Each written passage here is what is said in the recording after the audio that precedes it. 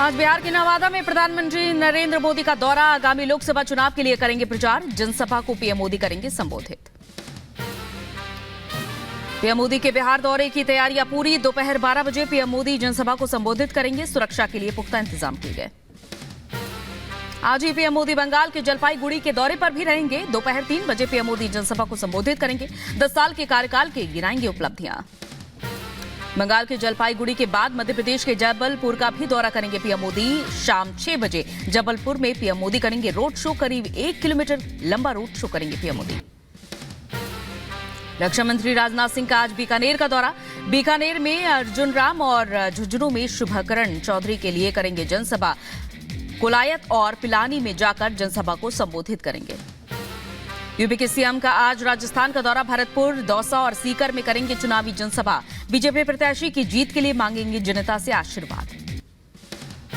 सपा के राष्ट्रीय अध्यक्ष अखिलेश यादव गाजीपुर में मुख्तार के घर जाकर जताएंगे अपना शोक। मुख्तार के भाई अफजाल से करेंगे मुलाकात। परिवार के प्रति जाहिर करेंगे संवेदना। अरविंद केजरीवाल की गिरफ्तारी के खिलाफ आज देशव्यापी अनशन। दिल्ली के जंतर मंतर पर जुटेंगे आम आदमी पार्टी के नेता और कार्यकर्ता। सीएम केजरीवाल की रिहाई की मांग को लेकर आप नेता और कार्यकर्ता करेंगे अनशन। सामूहिक उपवास कर पार्टी के लोगों को एकजुटता दिखाएंगे। कांग्रेस के घोषणा पत्र पर छिड़ा सियासी घमासान। पीएम मोदी ने यूपी के सहारनपुर से कांग्रेस पर बोला हमला। कांग्रेस के घोषणा पत्र को बताया मुस्लिम लीग की छाप। मुस्लिम लीग की छाप वाले इस घोषणा पत्र में जो बचा खुचा हिस्सा था उसमें वामपंथी लेफ्टिस्ट हावी हो गए हैं। अपने संबोधन में पीएम मोदी ने कांग्रेस को दशकों पहले ही खत्म होने वाली पार्टी बताया। कहा कांग्रेस के पास न देश हित में नीतियां और न ही राष्ट्र निर्माण की दृष्टि। आज की कांग्रेस के पास न सिद्धांत बचे हैं और ना ही नीतियां बची है। पूरी कांग्रेस पार्टी को आउटसोर्स कर चुकी है। कांग्रेस नेता इमरान मसूद ने पीएम के घोषणा पत्र पर उठाए सवाल का जवाब दिया है। कहा मैनिफेस्टो में कहीं भी मुस्लिम शब्द का जिक्र नहीं है। मैं ये घोषणा पत्र कांग्रेस का हाथ में लेकर खड़ा हूं और एक बात गारंटी दे रहा हूं कि अगर इसके अंदर कहीं मुस्लिम लीग छलक रही हो तो मैं आज ही चुनाव छोड़ दूंगा। असम के हिमंता बिस्वा शर्मा ने कांग्रेस के मैनिफेस्टो को तुष्टीकरण का घोषणा पत्र बताया। कहा भारत के चुनाव के लिए नहीं है, पाकिस्तान के चुनाव के लिए बना है। कांग्रेस का जो मैनिफेस्टो है, ये मैनिफेस्टो देखने से ऐसा लगता है कि ये भारत का चुनाव के लिए नहीं, कोई पाकिस्तान चुनाव के लिए ही ये घोषणा पत्र बनाया गया है। यूपी के गाजियाबाद में पीएम का रोड शो। भारी संख्या में उमड़े लोग। पीएम ने सभी का अभिवादन स्वीकार किया। मोदी मोदी और जय श्री राम के लगे नारे। मोदी जी को जय श्री राम। मोदी योगी जिंदाबाद जिंदाबाद। मोदी जिंदाबाद। अब की बार 400। पीएम के रोड शो में सड़क किनारे लोक कलाकार आए नजर। कलाकारों ने दी शानदार प्रस्तुति। पीएम के रोड शो के दौरान लोगों ने बरसाए फूल, झूमी कई महिलाएं। लोगों के उत्साह के बीच सुरक्षा के कड़े इंतजाम। पीएम मोदी और सीएम योगी ने गाजियाबाद में अनोखे अंदाज में किया चुनाव प्रचार। हाथों में कमल चिन्ह लेकर रोड शो किया। लोगों ने मोबाइल में किया रिकॉर्ड। यूपी के गाजियाबाद में पीएम की रोड शो से पहले लोगों में दिखा खासा उत्साह। पीएम के स्वागत में श्री राम के नारे लगे। मोदी योगी के गीतों पर झूमते दिखे बीजेपी कार्यकर्ता और समर्थक। मोदी जी को जय श्री राम। मोदी जी को जय श्री राम। अब की बार 400 पार। अब की बार। अजमेर में रैली के दौरान कांग्रेस के चुनावी घोषणा पत्र पर पीएम मोदी ने उठाए सवाल। कहा कांग्रेस का मैनिफेस्टो भारत को पिछली शताब्दी में धकेलने का एजेंडा लेकर आया।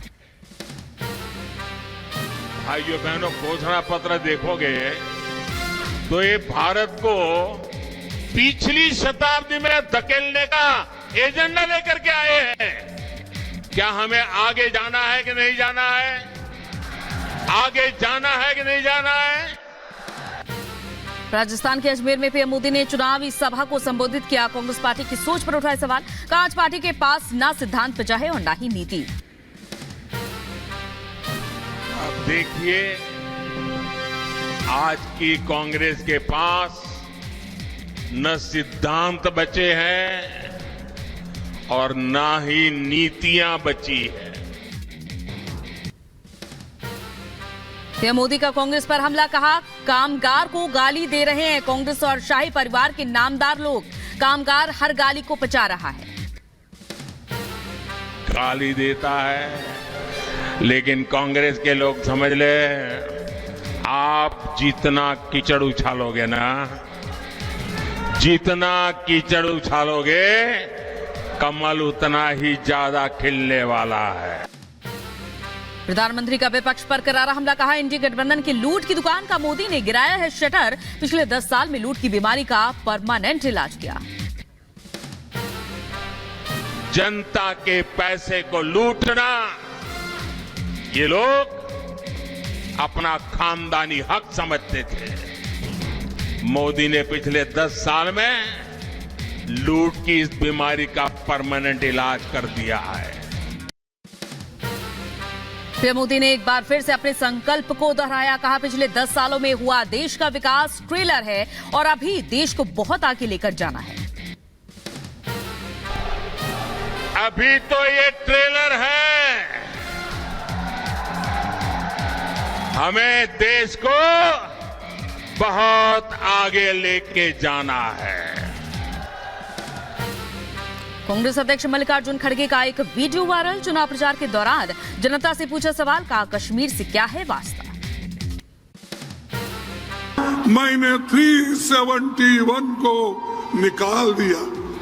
अरे भाई, यहाँ के लोगों से क्या वास्ता है? ठीक है, आप जाके कश्मीर में बोलो। कांग्रेस नेता मल्लिकार्जुन खड़गे के 370 वाले बयान पर गृह मंत्री अमित शाह का जवाब। सोशल मीडिया पर लिखा जम्मू कश्मीर भारत का अभिन्न अंग। कांग्रेस की सोच पर शाह ने कसा तंज। कहा इटालियन कल्चर उसके लिए जिम्मेदार है। जम्मू कश्मीर को लेकर सियासी बयानबाजी को लेकर बीजेपी अध्यक्ष जेपी नड्डा ने कांग्रेस की मानसिकता पर उठाए सवाल। जम्मू कश्मीर भारत का अभिन्न अंग रहेगा और धारा 370 को हटाना राष्ट्रीय गौरव। बीजेपी सांसद लॉकेट चटर्जी ने एक वीडियो पोस्ट किया। टीएमसी पर लगाया आरोप। कहा बांसबेरिया में मेरी कार पर हमला किया गया। लॉकेट चटर्जी ने कहा टीएमसी के गुंडों ने पूजा करने से रोका। बंगाल में भय का माहौल है, सुरक्षित नहीं है उम्मीदवार। एमपी के सिंगरौली में बोले रक्षा मंत्री राजनाथ सिंह। एक राष्ट्र एक चुनाव से देश होगा मजबूत। बार बार चुनाव कराकर समय और पैसों की बर्बादी क्यों? नेताओं की खरीद फरोख्त की समस्या का यही है समाधान। कभी किसी साल किसी एक राज्य में चुनाव हो रहा है विधानसभा का, फिर दूसरे साल दूसरे राज्य में हो रहा है, कुछ ही महीनों के बाद तीसरे राज्य में हो रहा है। हम लोगों का मानना है कि यह सिलसिला बंद होना चाहिए। एक देश एक चुनाव। चेन्नई से केंद्रीय मंत्री स्मृति ईरानी का राहुल गांधी पर हमला। कहा राहुल जैसे कई नेता आए और गए, हिंदुस्तान था, है और रहेगा। अगर मेरी आवाज राहुल गांधी तक पहुंचे तो मैं उनसे कह देना चाहती हूं, तुम जैसे कई आए कई गए, हिंदुस्तान है, था, रहेगा। लोकसभा चुनाव से पहले महाराष्ट्र में उद्धव गुट को झटका। नेता बबन राव घोलय एकनाथ शिंदे की शिवसेना में शामिल हुए। 30 सालों तक रहे उद्धव के साथ। लोकसभा चुनाव से पहले विपक्षी गठबंधन को झटका लगा। उत्तराखंड में कांग्रेस के दिग्गज नेता दिनेश अग्रवाल ने पार्टी छोड़ी। एनसीपी शरद पवार गुट को लगने वाला है झटका। नेता एकनाथ खडसे जल्द बीजेपी में शामिल होंगे। महाराष्ट्र में खडसे ओबीसी के हैं एक बड़े नेता। महाराष्ट्र के सीएम एकनाथ शिंदे का बयान। कहा महायुति में नहीं है कोई विवाद। पीएम का विजन पूरा करना लक्ष्य है। 45 में से सीटों पर जीत मिलेगी। लोग यहाँ पर महायुति के 45 से ज्यादा सांसद चुनकर देंगे। मोदी जी का हाथ मजबूत करेंगे। मोदी जी देश को आगे बढ़ा रहे हैं। केंद्रीय मंत्री जी किशन रेड्डी का कांग्रेस पर हमला। कहा राहुल गांधी ने केंद्र पर झूठा आरोप लगाया है। इतिहास पढ़कर भाषण दे रहे हैं राहुल गांधी। होने वाला है नेहरू परिवार और मोदी परिवार के बीच चुनाव। अलग अलग विषय पर एक बात के ऊपर भी वो सही बात नहीं किया है। राहुल गांधी आजकल झूठा बात करने में, गलत बात करने में आज उनका नोबेल प्राइज देना पड़ेगा। जम्मू कश्मीर की 3 लोकसभा सीटों पर बीजेपी उम्मीदवारों के चुनाव लड़ने पर संशय। महासचिव तरुण चुग ने बीजेपी उम्मीदवारों पर दिया बयान। कहा, बीजेपी का एजेंडा वंशवाद की राजनीति को हराना और सत्ता से दूर रखना। जम्मू कश्मीर को जिन्होंने टेररिज्म कैपिटल का दर्जा दिया था, वो 3 परिवार हरने चाहिए। केंद्रीय मंत्री अनुराग ठाकुर का कांग्रेस पर हमला। कहा, कांग्रेस का मतलब अब सिर्फ आरएसवीपी यानी राहुल, सोनिया, वाड्रा, प्रियंका। आम आदमी पार्टी के सामूहिक उपवास पर बीजेपी का हमला। बोली शाजिया इल्मी, देश के इतिहास में पहली बार भ्रष्टाचार को बढ़ावा देने के लिए हो रहा है सामूहिक उपवास। एक ऐसा व्रत, एक ऐसा उपवास सामूहिक तौर पर किया जा रहा है जो भ्रष्टाचारियों को बचाने के लिए और भ्रष्टाचार को बढ़ावा देने के लिए किया जा रहा है।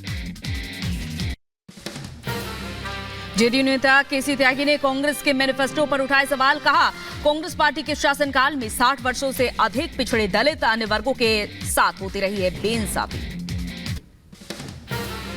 पार्टी के शासनकाल में 60 वर्षों से अधिक इन पिछड़े वर्गों के, दलित